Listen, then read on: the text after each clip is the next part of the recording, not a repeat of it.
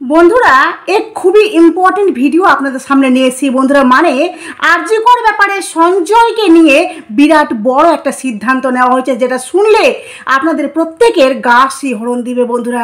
চলুন ভিডিওটা দেখুন, পুরো ডিটেলসে আপনাদেরকে বলবো। চলুন।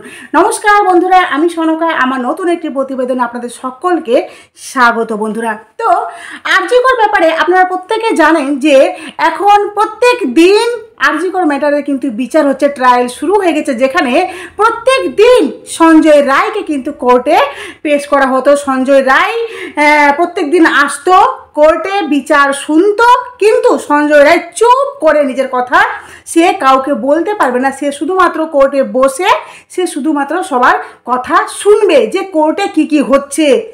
সঞ্জয় রায়কে কোর্ট থেকে আনা হচ্ছিল, এবার পুরো ব্যাপারটাই পাল্টে গেছে বন্ধুরা। আপনাদেরকে পুরো ডিটেলসে বলছি, আপনাদেরকে অনুরোধ করব ভিডিওটা শেষ অবধি দেখুন, সবটা জানতে পারবেন বন্ধুরা। তো প্রথমত আপনাদেরকে বলি যে শুনানি চললেও, পয়েন্ট টু বি নোটেড, শুনানি চললেও আর আদালতে তোলা হবে না সঞ্জয় রায়কে। সিভিক ভলান্টিয়ার জন্য সঞ্জয়ের ব্যবস্থা উঠেছে একাধিক প্রশ্ন।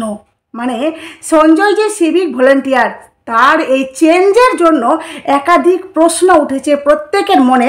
যেটা হলো যে আরজি কর মামলার শুনানি চলবে, কিন্তু মানে প্রধান অভিযুক্ত ধৃত সঞ্জয় রায়কে আর আদালতে আনা হবে না। আরজি করের তরুণী চিকিৎসক মানে তিলোত্তমার ধর্ষণ ও খুনের মামলায় বিচার পড়বে সোমবার থেকে, মানে আজকে যে রবিবার, নেক্সট দিন থেকে সোমবার থেকে কিন্তু ধৃত সঞ্জয় রায়কে কোর্টে আনা হবে না। আর সেখানে বলা হয়েছে যে সোমবার থেকে ভার্চুয়াল হবে বলে জানা গিয়েছে। অভিযুক্ত সেক্ষেত্রে কারাগারের আলাদা ঘরে বলে ভার্চুয়াল বিচার পর্বে অংশগ্রহণ করবে বলে জানা গিয়েছে। মানে বুঝতে পারছেন আপনারা কতটা টাফ করে দেওয়া হয়েছে?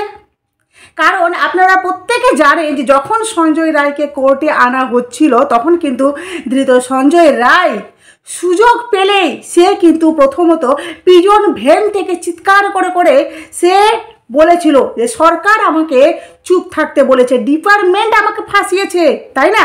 কিন্তু তার নেক্সট দিনে সঞ্জয় বলে ফেলেছিল যে আমাকে বিনীত গোয়েল ফাঁসিয়েছে, আমাকে ডিসি স্পেশাল বিনীত গোয়েল, এরা সকলে মিলে সাজিশ করেছে।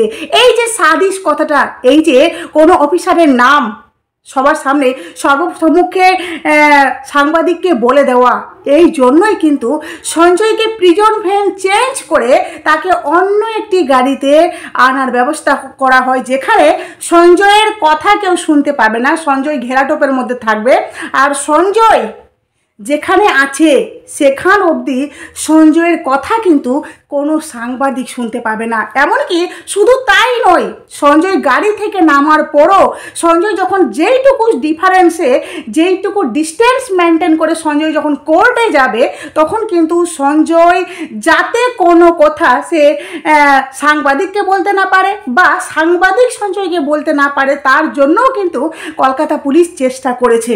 কি করেছে? তারা গাড়ি রীতিমতো চাপড়িয়েছে, রীতিমতো তারা হর্ন বাজিয়েছে, যাতে সঞ্জয় রায়কে কেউ কিছু জিজ্ঞাসা করলে সঞ্জয় রায় তার উত্তর দিতে না পারে। এগুলো করেছে, কিন্তু এগুলোকে থামাওয়ার জন্য এবার আরেকটা পদ্ধতি অবলম্বন করা হয়েছে, যেখান থেকে সঞ্জয়কে আর কোর্টে আনাই হবে না বন্ধুরা। বুঝতে পারছেন? তো এবার বলেছে যে নিরাপত্তার কারণেই তাকে আদালত চত্বরে না এনে ভার্চুয়ালি বিচার পর্বে অংশগ্রহণ করানোর সিদ্ধান্ত নেওয়া হয়েছে।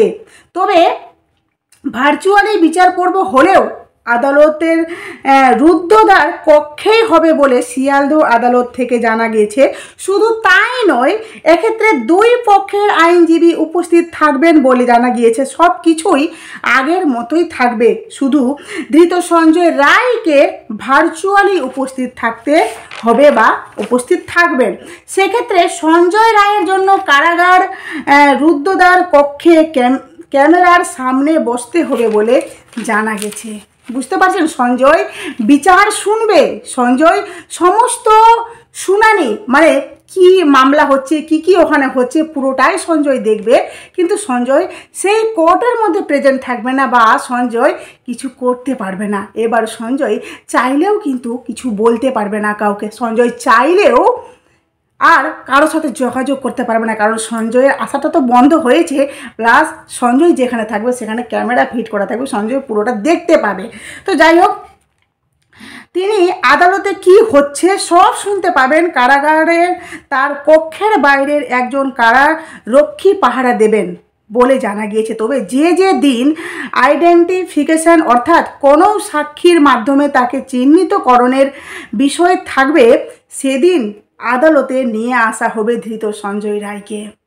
আশা করি আপনারা প্রত্যেকটি কথা, প্রত্যেকটি যে লাইন এখানে বলা হয়েছে সেগুলো কিন্তু বুঝতে পারছেন যে সঞ্জয় রায় সেদিনই কেবলমাত্র সঞ্জয় রায়কে কোর্টে উপস্থিত করানো হবে যেদিন সঞ্জয় রায় কাউকে চিহ্নিত করবেন, কোনো দোষী বা বলতে পারেন যে কোনো কিছুর ম্যাটারে অপরাধী হোক বা কোনো কিছুর ব্যাপারে তাকে চিহ্নিত করার প্রয়োজন পড়বে, হ্যাঁ, তখন কিন্তু সঞ্জয় রায়কে কোর্টে পেশ করানো হবে, মানে আদারওয়াইজ কিন্তু তাকে আনা হবে না। প্রসঙ্গত ওই যে গত কয়েকদিন ধরে যা হচ্ছে এই সমস্ত কিছুর জন্যই কিন্তু এবার একটা কড়া পদক্ষেপ নেওয়া হয়েছে। তবে আপনাদেরকে একটা কথা বলি বন্ধুরা, এই যে এত কিছু করা হচ্ছে তাহলে কি সত্যি সঞ্জয় কি আর কিছু বলতে পারবে না? এখানে আবারও একাধিক প্রশ্ন উঠছে যে তাহলে ধৃত সঞ্জয় রায় যা বলেছে বা যা বলেছেন প্রত্যেকটা কথাই কি সঞ্জয় ঠিক বলেছে? প্রশ্নটা উঠছে না আপনাদের মনে? আমার মনে উঠছে, আমি জানি আপনাদের সকলের মনে উঠছে যে সঞ্জয় এই যে বিনীত গোয়েলের নাম বলল তবে থেকে কোথাও না কোথাও ব্যাপারগুলো কিন্তু খুব টাফ হয়ে যাচ্ছে, তাই না? বিনীত গোয়েল নাম, ডিসি স্পেশালের নাম নেওয়াতে কোথাও না কোথাও ব্যাপারটা খুব টাফ হয়ে যাচ্ছে। আপনারা একটু লক্ষ্য করে দেখুন, আপনারা প্রতিবাদ করুন, আমিও ভিডিওর মাধ্যমে প্রতিবাদ করছি। আর হ্যাঁ, আরেকটা কথা আপনাদেরকে বলি যে আপনারা একটা ভিডিও দেখেছেন করছেন বিভাগীয় প্রধান, আরেকটি ভিডিওয়ে মর্গের মেঝে শোয়ানো দেহ ফরেনসিক মেডিসিনের চিকিৎসকের মতোই নিরীক্ষণ করছেন ডোম। ডোমের ভরসায় তৈরি হচ্ছে কি ময়না তদন্তের রিপোর্ট? ডোম কিভাবে ময়না তদন্তে আসা মৃতদেহের শরীরের বাইরের ভিতরের আঘাত পরীক্ষা করতে পারেন প্রশ্ন উঠছে। আরজি করে এভাবে তৈরি হয় কি ময়না তদন্তের রিপোর্ট? এ প্রশ্ন এড়ানো যাচ্ছে না। দুই ভাইরাল ভিডিও ঘিরে অস্বস্তিকর প্রশ্নের মুখে বলা ভালো আরজি কর কর্তৃপক্ষ। চারটা স্টিচ রয়েছে,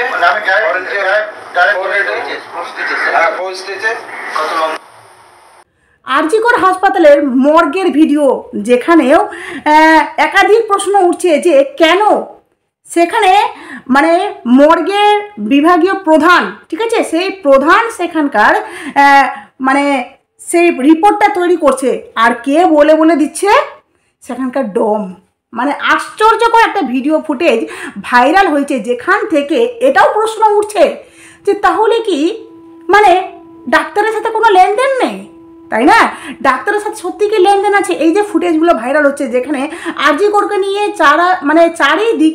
চারিদিকে হট্টগোল, চারিদিকে প্রতিবাদ উঠছে, একাধিক দুর্নীতির লিস্ট আমাদের সামনে আসছে, তারপরেও কিন্তু এই ধরনের ফুটেজ ভাইরাল হওয়া, আর যেখানে ডোম কিন্তু বারবার বলছে যে না না না না না না, মানে ব্যাপারটাকে ইগনোর করার চেষ্টা করছেন। কিন্তু ফুটেজ যেটা ভাইরাল হচ্ছে সেখানে স্পষ্ট আমরা দেখতে পাচ্ছি যে সেই মর্গের ভিতরে কি হচ্ছে। নিচে বডি শুয়ে আছে, পাশে বডির যে রিপোর্ট তৈরি হচ্ছে সেখানে পাশে বলে দিচ্ছে। আপনারা ভাবুন এই সরকারি হাসপাতালে কতটা দুর্নীতি হয়। যার যেখানে কাজ, যে যেটা করবে, যে যেটা ডিপার্টমেন্ট সামলায় সে সেখানেই সামলাবে, তাই নয় কি? কিন্তু এখানে ব্যাপারটা কি হচ্ছে যে সেখানকার মানে ওই যে মর্গকর্মীর বিভাগীয় মানে প্রধান সেই কাজটা সামলাচ্ছেন। যাই হোক, সেই ফুটেজটা পারলে আপনাদের সামনে আমি শেয়ার করে দিব। হ্যাঁ, যাই হোক, ভিডিওটা আমি এখানে শেষ করলাম। যদি আপনাদের ভালো লেগে থাকে অবশ্যই আপনারা নিজের মূল্যবান মতামত আমার কমেন্ট বক্সে দেবেন। আর একটা কথাই বলবো বন্ধুরা, ওই ডিমান্ড জাস্টিস বলে কমেন্ট করুন, অবশ্যই কমেন্ট করুন, আর সবাই প্রতিবাদ করুন, কারণ জাস্টিস আমরা ডেফিনেটলি নেব, তাই না? জাস্টিস আমরা নেব, তবে যতই মুখ বন্ধ করার চেষ্টা করুক না কেন মুখ তো হ্যাঁ মানে আরও বেশি করে খুলবে। কথাই বলে না যে যত ধামাচাপা দেওয়ার চেষ্টা করছে সেখানে আরও বেশি কিছু শক্ত জিনিস বা কিছু না কিছু জিনিস আমাদের সামনে চলে আসছে। এই যে দেখুন না মর্গের ফুটেজটা হঠাৎ করে ভাইরাল হয়ে গেল। যাই হোক, ভিডিওটা এখানে শেষ করছি। অবশ্যই আপনারা নতুন থাকলে চ্যানেলটি সাবস্ক্রাইব করে নোটিফিকেশান অন করে আমার পাশে থাকবেন। টাটা।